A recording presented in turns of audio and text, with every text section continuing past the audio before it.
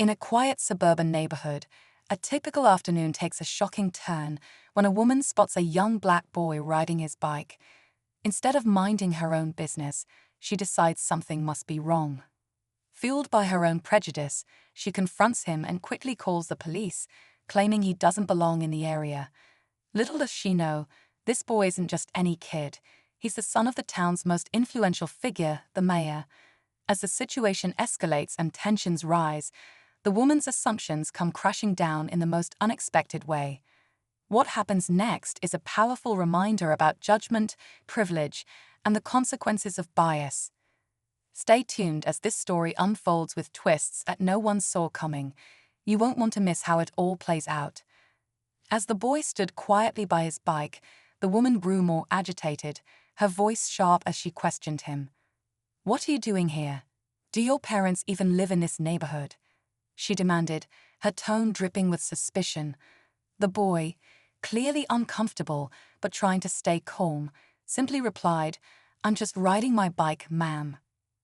Her doubts only deepened as she scrutinized his clothes and backpack, jumping to conclusions without a second thought.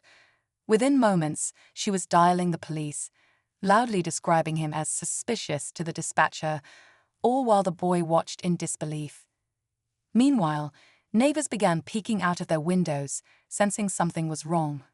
A few even stepped outside, exchanging uneasy glances. What the woman didn't know was that her call had already set a chain of events into motion, one that would not end the way she expected. The truth was about to come knocking. As the woman waited for the police to arrive, she kept a close eye on the boy, her assumptions painting him as a troublemaker.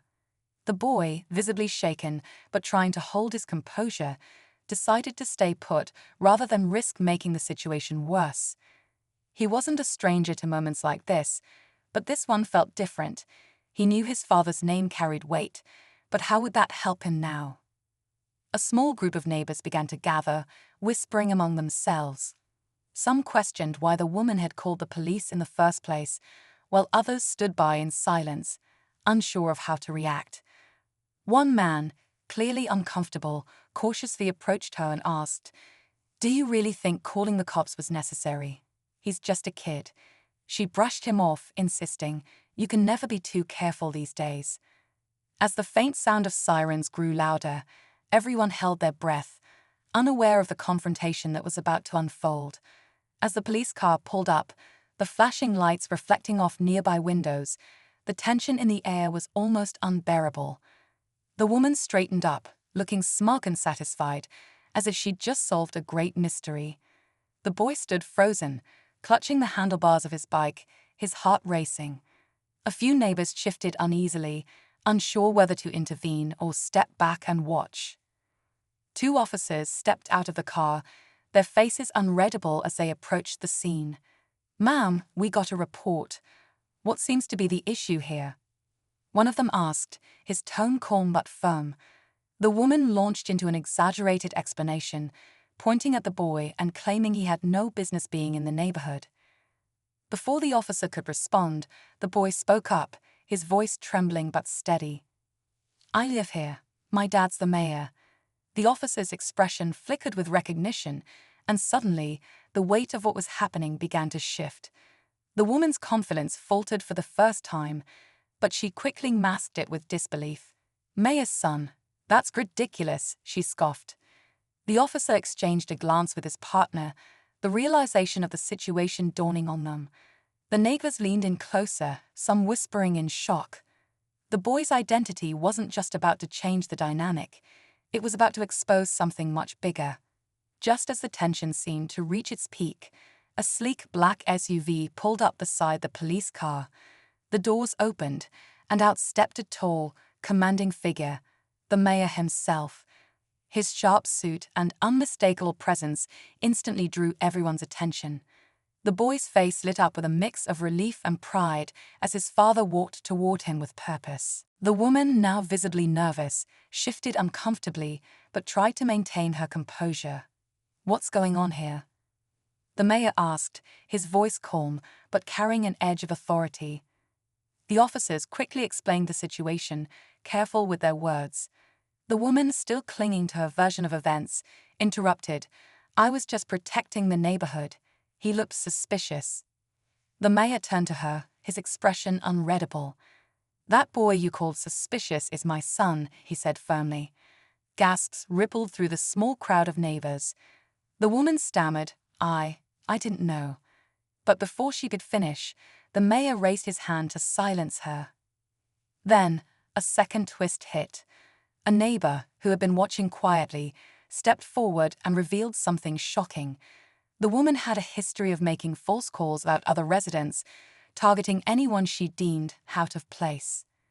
This wasn't just a misunderstanding. It was a pattern of behavior that the whole neighborhood had been tolerating in silence, until now. The mayor's calm expression shifted to one of controlled anger as the neighbor's words hung in the air. "Is this true?" he asked, turning to the woman. She opened her mouth to deny it, but the murmurs from the gathered crowd confirmed what everyone already knew. Her face turned pale as more neighbors stepped forward, recounting incidents where she had made unfounded complaints about delivery drivers, joggers, and even children playing in the park. The mayor took a deep breath, addressing the crowd. "This isn't just about my son. It's about a deeper issue we all need to confront. This kind of behavior has no place in our community." His words were met with nods and murmurs of agreement.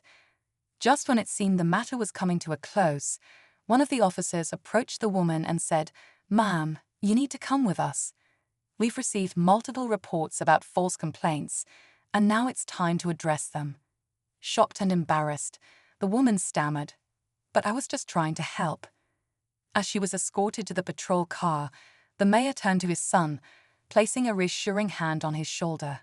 "Let's go home," he said softly. The boy nodded, grateful for his father's support. The story didn't just end with justice for the boy. It sparked a larger conversation in the neighborhood about accountability, understanding, and the importance of standing up against prejudice. For the woman, it was a harsh but necessary lesson, one she wouldn't soon forget. As the neighbors dispersed, the mayor and his son walked back to their home, the tension from the day slowly lifting. The boy looked up at his father and asked, "Do you think she'll change?" The mayor sighed, a hint of sadness in his eyes. "I hope so.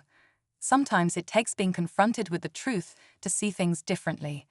But whether she changes or not, what matters is how we respond, with strength and kindness." Word of the incident spread quickly, prompting the neighborhood to reflect on how they'd allowed such behavior to go unchecked for so long. A community meeting was organized, where residents came together to discuss ways to promote inclusivity and accountability. The boy's courage that day became a symbol of standing up against prejudice, no matter how difficult it seemed. As for the woman, she spent time reflecting on her actions. Whether she truly changed remained a question, but the neighborhood had already decided to move forward together, stronger than before.